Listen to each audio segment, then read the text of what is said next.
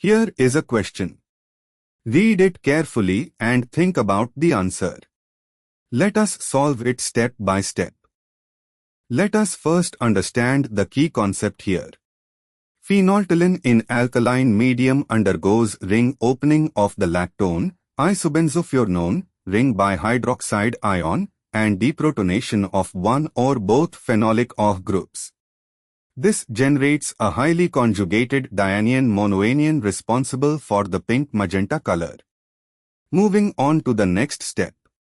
When phenolphthalein, the lactone form, reacts with OH, the lactone CO bond is cleaved, opening the 5-membered ring to give a carboxylate, CoO, on the benzene ring. Simultaneously, deprotonation of one phenolic OH produces a phenoxide, O, which causes that ring to adopt a quinoid, cyclohexadienylide with C is equal to O structure. The other phenol ring retains its OH. This creates an extended conjugated system, carboxylate benzene C is equal to C, central, quinoid ring and a hydroxyphenyl group. Moving on to the next step.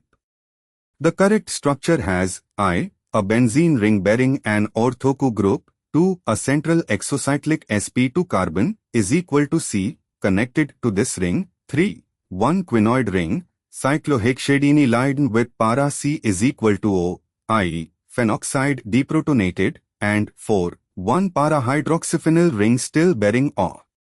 This matches option B, which shows the carboxylate on the phthalate-derived ring, a quinoid ring with para-ketone oxygen, phenoxide, and a para-phenyl group, all in a planar, extended conjugated arrangement. And for the final step, option A shows two quinoid modified rings or incorrect connectivity that does not match the known phenolphthalein dianion structure. Option C shows similar fragments but with incorrect regiochemistry or connectivity compared to the actual ring-opened phenolphthalein anion.